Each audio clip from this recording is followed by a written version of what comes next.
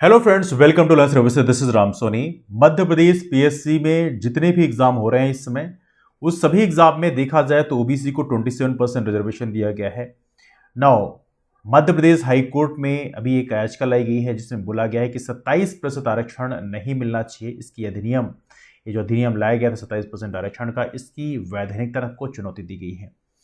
Now अब ये issue बनता है, क्या एमपीएससी का रिजल्ट दोबारा जारी किया जाएगा। ये हमारे बहुत सारे फ्रेंड्स का कहना ये है कि क्या एमपीएससी 2020 का जो प्रीलिम्स का रिजल्ट आया था, जो 27% रिजर्वेशन के बेसिस पे जारी किया गया था, क्या उस रिजल्ट को दोबारा जारी किया जाएगा, क्या उस रिजल्ट को कैंसिल किया जाएगा? That's one of the question.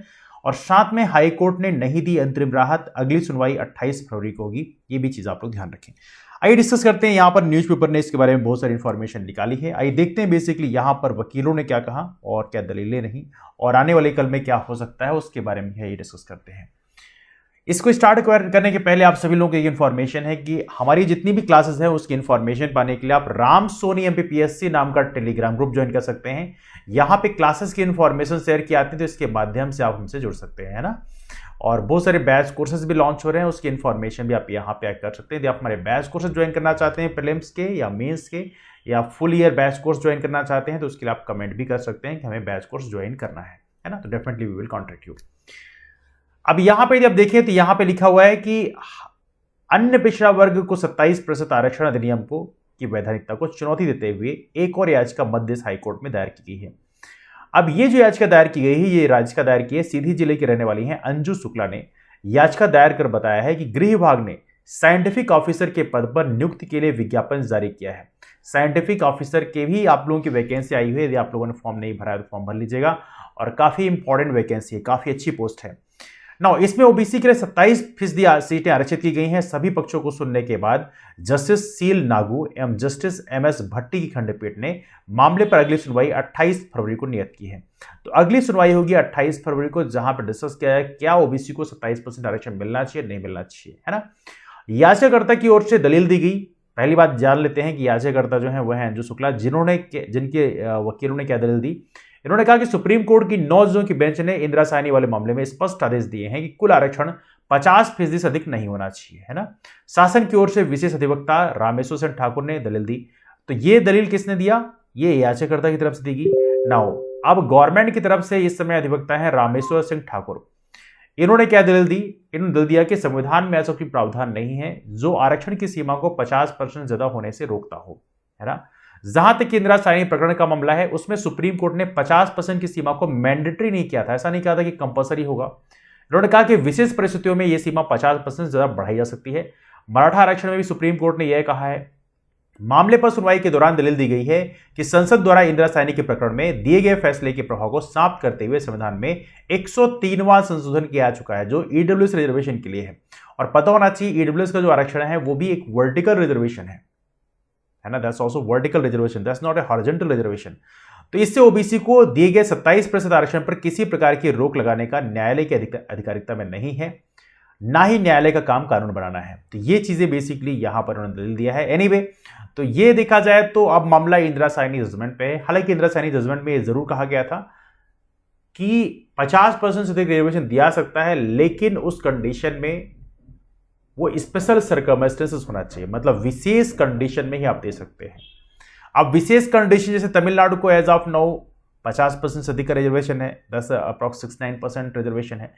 तो देखा जाए तो उस लाइन पे चलते हुए वहां पे 69% हम तमिलनाडु का देखें तो 69% वहां पे रिजर्वेशन है ना। वहां पे ओबीसी को पूरा रिजर्वेशन दिया हुआ है संख्या के आधार पर लगभग।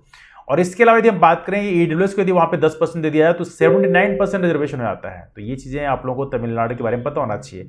मध्य प्रदेश के मामले में बात थोड़ी सी अलग है ना। मध्य प्रदेश के मामले में दैट्स डिफरेंट केस। तो यहां पे देखा जाए तो एज ऑफ नो 27% रिजर्वेशन दिया गया है, लेकिन मध्य प्रदेश सरकार ने जब भी इस मामले को डिस्कस किया है तो वहां पर यही मामला कहा गया है कि ओबीसी की जो आबादी है मध्य प्रदेश में 51% है, और 51% आबादी है तो 27% रिजर्वेशन उस हिसाब से जेन्युइन है। नाउ यहां पर कोर्ट में एक दलील और दी जा रही है, और वो दलील देखा जाए तो यह बोला गया है कि ओबीसी का जो आरक्षण है वो संख्या के आधार पर नहीं दिया गया है।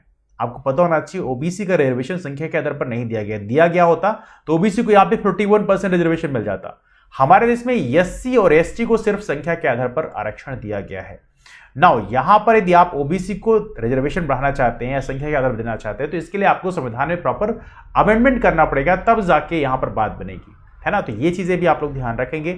तो कुछ प्रोविजन ऐसे हैं जो अभी कंट्रोवर्शियल है, लेकिन ये पॉइंट काफी इंपॉर्टेंट है, आपको पता होना चाहिए कि ओबीसी को रिजर्वेशन जो है एज ऑफ नाउ हमारे देश में वो संख्या के आधार पर दिया, तो संख्या के आधार पर दिया जाता है, बिकॉज ऑब्वियस सी बात है, कॉमन अंडरस्टैंडिंग कि जिसकी जितनी आबादी है उसके हिसाब से भागीदारी बढ़ाने के लिए हम लोगों ने रिजर्वेशन बढ़ाया है, बट ऑब्वियस सी बात है। अदरवाइज 14 को 27% करने का कोई मतलब नहीं होता। यदि ओबीसी की आबादी देश में 10% होती तो 14% रिजर्वेशन को 27% रिजर्वेशन करने का कोई औचित्य नहीं बनता है। तो कहीं ना कहीं संख्या का जो प्रभाव है वो देखने के लिए मिलता है।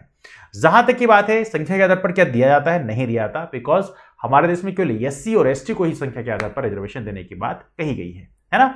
तो इसीलिए समय समय पे आप लोगों को देखा होगा रिजर्वेशन रिवाइज भी होता है, बढ़ाया भी जाता है, घटाया भी जाता है, घटाया तो नहीं जाता, बढ़ाया जाता है आमतौर पर।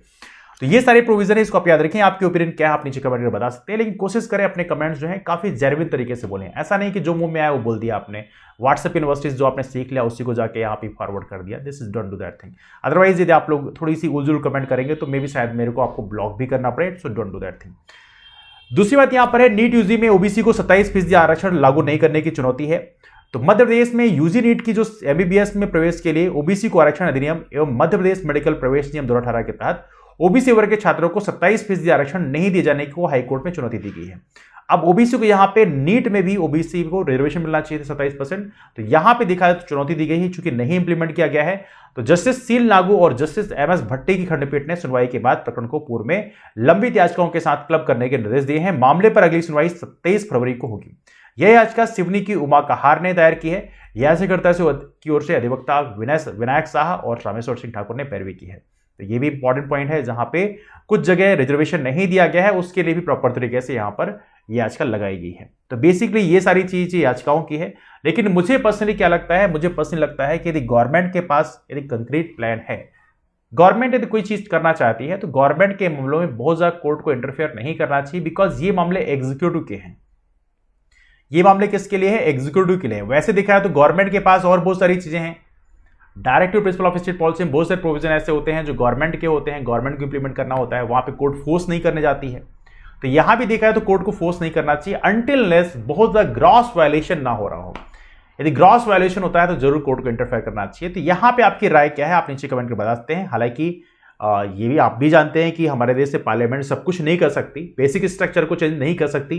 केशवानंद भारती केस में कहा गया है कि सब कुछ आप चेंज कर लो, लेकिन आप जो मूलभूत ढांचा है संविधान का उसको आप चेंज नहीं कर सकते। तो ऐसे कई सारी चीजें हैं। तो यहाँ पे एग्जीक्यूटिव और जुडिशरी में कई बार टसल होती रहती है। लेकिन आपके ओपिनियन इसमें क्या है आप कमेंट में बता सकते हैं। लेकिन yes, one of the very important point, यदि ओबीसी को आरक्षण दे रहा है तो हालांकि अभी तो दिया ही जा रहा है, चलो ठीक है, लेकिन यदि इन केस दिया जाता है किसी को रिजर्वेशन तो उसके लिए यदि सोशियो इकोनॉमिक कास्ट सेंसस करा दिया जाए, इसे बोलते हैं SCCC, socio economic caste census करा दिया जाए, तो यहां पर किसकी कितनी संख्या है और उसका रिप्रेजेंटेशन कितना अलग अलग पोस्ट में है, यदि इसका डेटा आपके पास में आ जाए तो ये कंक्रीट एविडेंस होता है। इसको दिखाकर आप बता भी सकते हो कि इनकी इतनी भागीदारी इतने सालों से कम है, उस भागीदारी को बढ़ाने के लिए इस रिजर्वेशन का प्रावधान किया गया है। तो ये पॉइंट भी कंक्रीट एविडेंस के रूप में काम कर सकता है। एनीवे आपके ओपिनियन इसमें क्या है आप नीचे कमेंट में बता सकते हैं। लेकिन सबसे इंपॉर्टेंट है आप राम सोनी MPPSC नाम का टेलीग्राम ग्रुप ज्वाइन कर लें। यहाँ पे क्लासेस की इन्फॉर्मेशन शेयर की आती है, तो उसके माध्यम से आप हमसे जुड़ सकते हैं।